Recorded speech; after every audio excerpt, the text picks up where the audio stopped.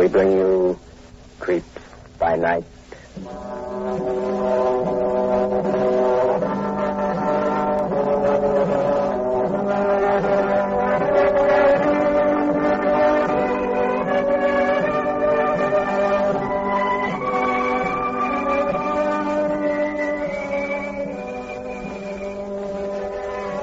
The Blue Network presents the 13th in a series of dramatic explorations into the vast and unknown darkness of the human mind.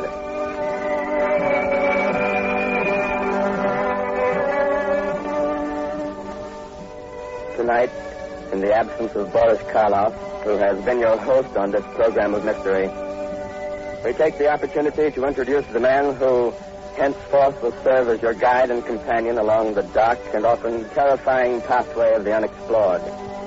He will come to you only as a voice, since for reasons best known to himself, he prefers to remain anonymous.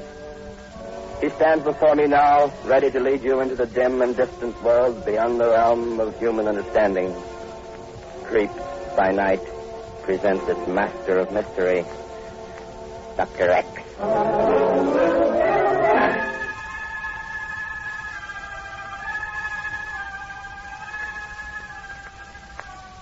Good evening.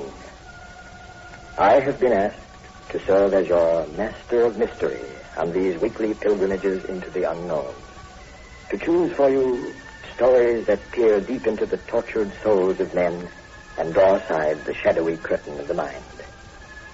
For the time being, I shall have to be known only as Dr. X, my identity cloaked in the very darkness of which we speak. Perhaps some of you will recognize my voice. If you do, I pledge you to secrecy. It will be my duty on this program to select for you stories that have been drawn from the mystery of life itself. From time to time, I will invite leading actors, men like Peter Lorre, Bela Lugosi, Edmund Gwenn, Basil Rathbun, and others, to participate in our dramatic explorations. But enough of talk. Join with me now as we see unfolded before us the weird chronicle of the walking dead.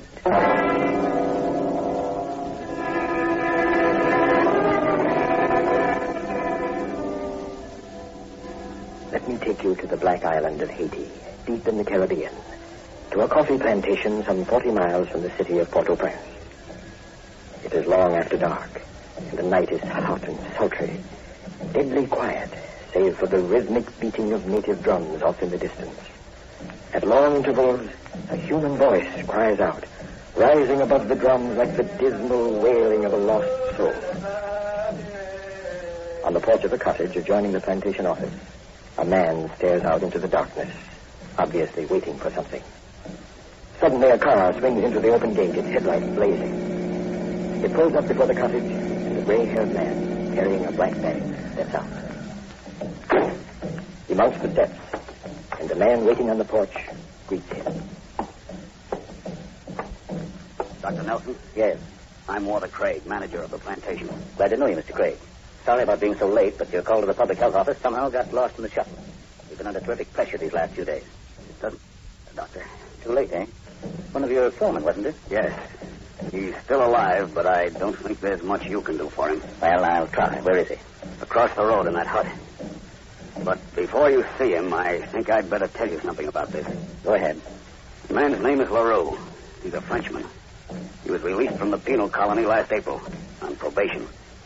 He came to me for a job, and I took him on because I needed help badly. I see. I put him in charge of a crew of native pickers, and he seemed to work out fine. He drove them hard, but he brought the crop in, and that's what counts. 10 days ago, one of his crew was found dead in the fields.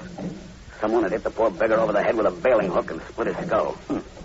I questioned a couple of them, but, well, you know how they are, tight-lipped. All I could learn was that Leroux had an argument with the man just before the body was found. Leroux, of course, denied killing him. But that night, the rod of drums started to beat. They've been beating every night since. Why? The natives are certain Leroux murdered that beggar. They've been trying to put the hex on him. Hear that? It's the death wail. They know he's dying. They know it because they're killing him. Oh, now, hold on, Craig. It's all right to talk about native customs and black magic, but you can't kill people by beating drums and wailing. Doctor, how long have you been in Haiti? 6 months. But what difference does that make? I've been on the island for 15 years, and I've learned one thing. There's a great deal that goes on down here that we know nothing about, that we can't explain. Oh, now, You can call it voodoo or black magic or anything you wish, but it's there. Let me tell you what happened. Go ahead. The more they beat those drums at night, the more LaRue drove the devils during the day. I warned him to lay off, but he laughed. The night before last, I caught 2 of them sprinkling graveyard dirt around his hut. What's graveyard dirt? They believe that dirt dug from around a corpse can maim and kill. Oh, that's rubbish. Maybe it is. But remember this. These natives are experts on poisons. They use dogwood root and bamboo dust, both deadly and with no known antidote. They use dried and powdered lizard, and some stuff they get out of the gallbladders of alligators. Maybe there is something in graveyard dirt. I don't know. I doubt it very much. Well, at any rate, after I caught those 2, I told LaRue he'd better get off the island if he knew what was good for him. He said he'd think it over. But they didn't give him a chance. This morning he couldn't get out of bed. His legs were paralyzed. I watched him all day, and the paralysis kept creeping up his body. He can scarcely breathe now, and he can't talk. All he does is mumble. That's strange. Let's get a look at him. I'd better tell Miss Carlyle you're here. She'll probably want to come along. Incidentally, she doesn't know anything about this except that LaRue is sick. Who's Miss Carlyle? Her father owns this plantation. He died back in the States last month. She came down a week ago to look things over. She's inside the cottage. I'd rather not have a woman present when I examine him, Craig, if it can be helped. Well, all right. Follow me. Wait a minute. What's the matter? The drums. They've stopped. Oh, that's fine. They were beginning to get on my nerves. Come on. No, wait. Do you hear anything? Low voices and the shuffling of feet? No. I do. I'd better get a flashlight. Good Lord. What's that? I thought something was wrong. They surrounded LaRue's hut. Mr. Craig? That's Miss Carlyle. Excuse me a minute. I'm out here on the porch. What's happening? All of a sudden, those drums and that chanting. Oh, there's someone with you. It's Dr. Nelson of the Public Health Office in Port-au-Prince. How do you do, Miss Carlyle? Oh, I'm so glad you're here, Doctor. What's going on out there, Mr. Craig? The natives have surrounded LaRue's hut. Why? I don't know. We'd better get to him, Craig, before they do some damage. That racket certainly can't help a dying man. It's too late now. Too late. What do you mean? There's only one way to get along with the natives down here, Miss Carlyle. Don't interfere with them. Leave them alone. That's all well and good, Craig, but you say a man's dying in that hut. I may be able to do something for him. Of course, it's ridiculous. Order them back to their cabins, Mr. Craig. They won't take orders now. They're wild with religious fervor. That chanting you hear goes back 1,000 years to when there were savages in the jungle. Do you mean to say that you're going to stand Just a by? minute, Miss Carlyle. I'll send the houseboy over to see what's going on. See inside? Yes. Solo! What's more? I don't quite understand why you can't order them away, Mr. Craig. You'll understand if you're down here for any length of time. Here comes the houseboy. You call, Mr.? Yes, Sobo. Go over to LaRue's hut and see what's happening. No, Mr. No can go. Him make Bokor chant. La Rue le mort. Bokor make l'amour. What's he saying? He says LaRue's dead. That's the Bokor chant we're hearing. They're going to take his body away. They're going to turn him into a zombie. Oui, Mr. Of all the ridiculous nonsense. What's a zombie? What are you talking about? A zombie, Miss Carlyle, is a corpse that's been brought back to life. Down here, they call them a walking dead. Do you mean to stand there and tell me that you believe that? I don't believe or disbelieve, Miss Carlyle. All I know is that for centuries the natives of Haiti have conducted weird rites. Sober here will tell you. Some of their ceremonies that make your hair stand on end. Is that any reason for letting a man die with savage drums beating in his ears? He's already dead. How do we know? They never used the Bokor chant except over a corpse. Now, look, Mr. Craig, I own this plantation, and you're employed by me. And I insist that you order those natives away from their hut. Don't lose your temper, Miss Carlyle. I'm not losing my temper, Listen but to me a moment. I've had 15 years of Haiti. 15 years of learning how to get along with native help. You're not in the United States now. This isn't Georgia, Alabama. It's the West Indies. You're a foreigner in a strange land. A land where the roots of voodoo and black magic grow deep and strong. We know all that, Craig, but the fact still Just remains. a minute, Doctor. I've seen men disappear on this island. Vanish off the face of the earth. They were men who laughed at native superstition just the way you're laughing at it. don't be stupid, Mr. Craig. Nobody's laughing. We're trying to save a man's life. Why did you call Dr. Nelson from Port-au-Prince if you didn't intend him to examine LaRue? Yes, 40 miles is a long way to come to listen to native drums. Neither of you can understand what I'm driving at, can you? All I know is that a human being is lying in that hut, deathly sick. When I saw him this afternoon, he was in pitiful condition. Nobody's denying that, Miss Carlyle. Now you say he's dead, just because you hear some chanting and some drum beating, and you refuse to order those natives away so the doctor can examine It them. isn't that I refuse. It's simply Never mind. If you won't order them away, I will. Miss Carlyle, come back. Miss Carlyle. Please, don't let her go over there alone. Quick, doctor, after us.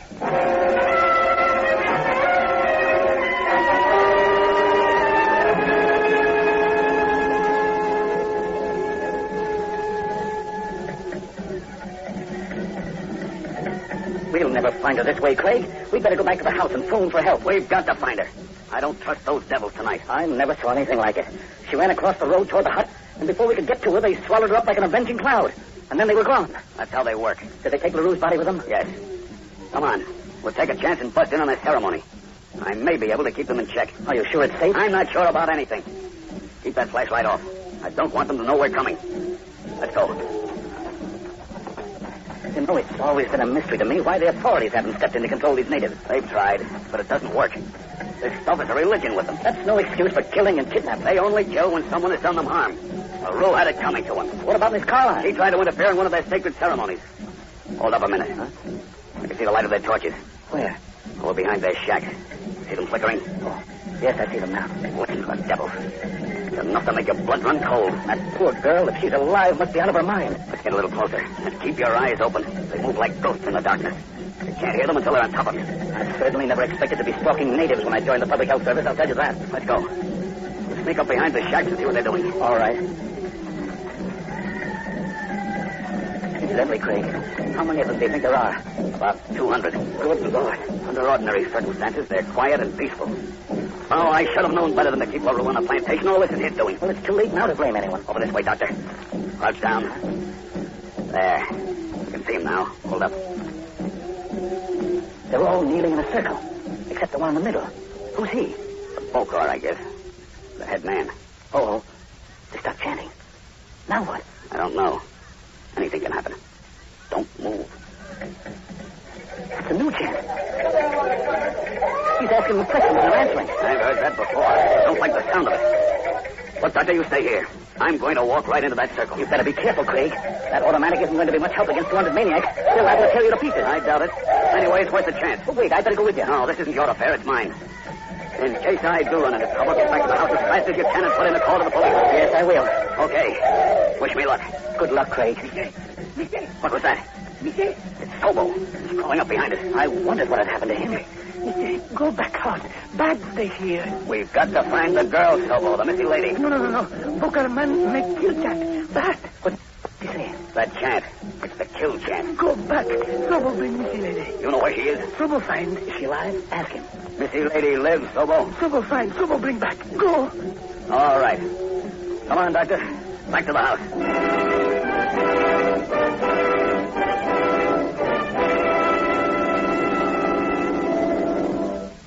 I tell you, Craig, I don't trust your houseboy. It's been almost an hour since he sent us back here. The drum stopped beating long ago. He's always been trustworthy. He's been with me 15 years. Let's see if that phone works now. Maybe we can get through to Port-au-Prince. Well, what good will it do? They can't get here in less than an hour.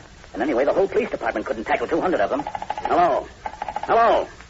There's something wrong with the line. I've got a feeling we'll never see that girl again, Craig. Dead or alive. I warned her not to interfere. Why didn't she listen to me? Why didn't she stay where she belongs, back in the States? Haven't I enough trouble down here without this? Now, don't lose your head, Craig. Take it easy. Raving and ranting isn't going to get us anywhere. I suggest we go out there and look for her again. The drums and the chanting have stopped. Maybe they'll calm down. I'll go out. You get into your car and drive over to the Larimore plantation. It's about 10 miles from here on the road to Port-au-Prince. Get some help. You think there's time for that? Where are you other foremen? They're both in Port-au-Prince loading a coffee cargo. They would be away tonight of all nights. So anyway, I think that's the best plan. You go for help and I'll see if I can locate Sobo. Wait. I hear someone coming, Craig. Don't open the door. Why not? I'll open it. I've got a gun. Who is it? Who's out there? Sobo, Mickey. I bring Mickey lady back, man. Get the flashlight off the table, Doctor. It's my houseboy. He's got Miss Carlyle. Good Lord. Where is she? Come on. Hurry her inside, Sobo. Flash your light on the steps, Doctor. Yes, I am. Easy, Sobo. Easy. Watch the steps. The drums are beating again. Let 'em beat. All right, carry her in, Sobo, and put her on the couch. Close the door, Doctor. Be sure it's locked. Yes, all right. Put her down, Sobo, carefully. Let me look at her, Craig. In the meantime, get some water. Water, Sobo. You're all right now, Miss Carlisle. Just relax. Open my bag, Craig. You'll find some spirits of ammonia. Right. There now. Just relax. There you are. Oh, thank you. Now, just breathe deeply, Miss Carlisle. That's fine. Once more. There we are. Here comes the water. Oh, pour some in the glass. Put it on the table, Sobo. You feel better now, don't you? Yes. Here you are, Doctor. Oh, thank you. Now, drink this, Miss Carlisle. Here, I'll hold your head up. There now. Just lean back. Oh, it was horrible. Simply horrible. I don't think you better talk for a while. I've got to tell you. They put his body in a grave. An open grave. LaRue's? Yes. What happened when you ran across the road toward the hut? I don't know. Suddenly they were surrounding me. I could see their teeth flashing in the darkness. I screamed, and that's all I remember until I woke up. Yes? I was lying on the ground. They were all kneeling around the grave. His body was in it. There was a torch burning, and one of them was chanting. Bokor make the moon ceremony. What's that? Sobo says the man chanting was the Bokor. The one who makes the dead rise and become zombies. Oh, I think we've had enough of native superstition tonight, Craig. Let's stick to the facts. How did you get away from them, Miss Carlisle? Oh, no one was watching me. They were all watching the body in the grave. I crawled off in the darkness, and Sobo found me, brought me back here. Yes, well, it's all over now. You had us worried for a while. I think you'd better try to get some sleep. I can't sleep. All I keep seeing is that poor man's body. Don't think about it. But isn't there anything we can do? Isn't there some way of giving him a decent burial? You might as well know what this is all about, Miss Carlisle. LaRue murdered one of the natives. Oh. Murdered him 10 days ago. They've been out to get him ever since in their own way. That's why the drums were beating every night. I told you it was their usual ceremony just so as not to frighten you. But it was more than that. They were seeking revenge. And now they've got it. You mean because he's dead? That's only part of it. They're going through the zombie ritual now. That's what you saw at the open grave. According to their belief, they can bring LaRue back to life. Make him a living corpse who'll obey their orders. Well, then why were they putting his body in a grave? That's part of the ceremony. They bury him until midnight. Then the corpse rises as a zombie. That's right, isn't it, Sobo? Why, it's the most ghastly thing I ever heard of. And the most ridiculous. I wouldn't be too sure about that, Dr. Nelson. How long does the person remain a zombie? As long as they want him to. The Bokor, the head man, controls that. They can stop it at will. How? You're asking me questions I can't answer, Doctor. Questions I wouldn't even attempt to answer. But this much I know. There are zombies on this island right now. How they came into being, I don't know. But they're here. I don't believe it. I hope I never have to prove it to you, Doctor. Do these zombies talk and act like human beings? No. It's a horrible thing to say, but they look dead. Their eyes are hollow and their skin has no color. They walk like people in a dream, heavy-footed and leaden. When they try to speak, all that comes out is weird mouthings. It isn't very pleasant, I can assure you. And that's what they're going to do with LaRue. I suppose so. Why? Revenge. As I told you, he not only killed one of them, but he drove them unmercifully. Once he's a zombie, they'll drive him, make him sweat. He'll become their slave. Do anything they order. You know that's nonsense, Craig. I'm not so sure, Doctor. Have you ever seen a zombie, a living corpse? Only once. And I never want to see another. You mean there are actually people who've been raised from the dead? Of course not. You can take it from me as a physician that death is final. Absolutely final. Perhaps throughout the rest of the world. But not in Haiti. Now listen, Craig. All you're managing to do is frighten this girl. I think perhaps the best thing, Miss Carlisle, would be for you to drive back into Port-au-Prince with me. Just midnight. We'll be there at 1:30. How about it? I don't know. It's a good idea. Chances are nothing's going to happen, but... Where's it, Sobo? Step on the porch. What? He said he heard steps on the porch. Don't be alarmed. I don't hear anything. Oui, monsieur. Step. Where's the flashlight? I have it here in my pocket. Wait. Don't move. What's that? Sobo's right. Someone is on the porch. You stand over there with a flash, Doctor. Right. Get back, Sobo. I'll open the door. No. Stand back, I said. Craig, listen. Zombie. No. Doctor, take him into a bedroom and come back here. Hurry. Yes, come, Miss Carlisle. Get out of here, Doctor. Come, my dear. Double. Monsieur. There's nothing to be afraid of. Somebody. I know, but we'll take care of him. Dr. Nelson. Yes, I'm coming. Stand back, Double. That's it. Miss Carlisle right now, Craig. Good.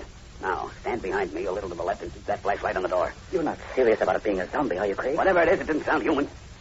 All set now? Yes. All right. I'm going to open the door. Keep that light steady, Doctor. The door's locked, you know. I locked it when we came in. I know. Craig, perhaps it might be better to... Don't worry, there are 6 bullets in this automatic. That should be enough. Get ready now. Here goes. There's nobody out there. Careful, Craig. Porch is empty. Are you sure? Positive. Come on there with that flashlight. You too, Sobo. We heard heavy footsteps, didn't we? And that weird moaning? Yes, but there's no one here now. Flash the light around. That's it. See anything? No, not a thing. Well, there may be some footprints in the driveway. Let's check. It's hard to tell at night. There's a good clear print. That could be mine when I got out of the car. Matter of fact, it is. I suggest, Craig, that we lock up and remain in the house until daylight. No sense taking chances. Probably the best idea. What I don't understand is... Good Lord, that's Miss Carlisle. Come on, Solo, follow me. What room is she in? It was at the end of the hall. What happened? The window. He was standing at the window. Who was standing at the window, Miss Carlisle? LaRue. LaRue? Yes. I've never seen anything so horrible. You're sure it wasn't your imagination? No, I saw his face. It was like a death mask. His lips were blue and his skin was ghostly white. Good Lord. Solo, you stay here with Miss Carlisle. The doctor and I are going out front. Did you see or hear anything yell? Please don't go far. We won't. Come on, Doctor. What do you make of it, Craig? I don't know what to make of it. Do you think she really saw someone at the window? Wouldn't be a bit surprised. Watch those porch steps. I noticed one of them's a little rickety. What do you propose to do, Craig? Take a look around. Stick close and keep that light swinging. That's fine. I really think we'd be much better off if we locked all doors and windows. Hold up. What is it? I thought I heard someone moving up ahead. Swing your light slowly to the left, across the road. Easy. Easy. Hold it. Lord in heaven. It's a man staring at us. It's LaRue. He's running away. Keep your light on him. LaRue! LaRue! Stop or I'll shoot! You missed him. He's ducking in that hut. His own hut. We've got him now. The 2 front windows and the door are the only exits. Come on. Right. All right. It's far enough. You take the gun, Doctor. I'll go back to some rags and some oil. Rags and oil? What for? I'm going to set that hut on fire. Craig, are you out of your mind? You can't burn a man alive. What makes you think he's alive? He's got to be alive. We saw him running. You still won't admit that strange things happen here on the island, will you? Strange, yes. But All right, if you think he's alive, we'll take him alive. Get down low and crawl towards that hut. Keep your light out. Steady. Yes. Door of the hut's open. When we get close enough, flash your light through. You say you can't get out any other way? No, the door or the front windows. I'm watching them all. If this 38 doesn't stop him, nothing will. Is this far enough? I think so. I'm ready if you are. Go ahead. Flash the light through the open door. The hut's empty. No, it isn't. He's stretched out on the bed. See him? Oh, yes. What's he doing that for? I don't know. Keep the light on him. Come on. This may be a trap, Craig. Be careful. I'm watching him. Hold the light steady. Steady as I can. Are we going into the hut? Yes. Come right behind me.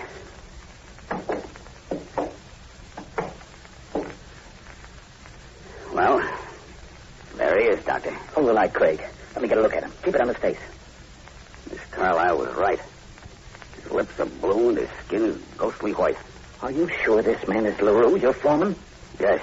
I can't believe it. What do you mean? Is this the man we saw running into the hut? Yes, of course. And you were right. Evidently, strange things do happen on this island. They do? Yes, Craig. This man has been dead for 3 hours.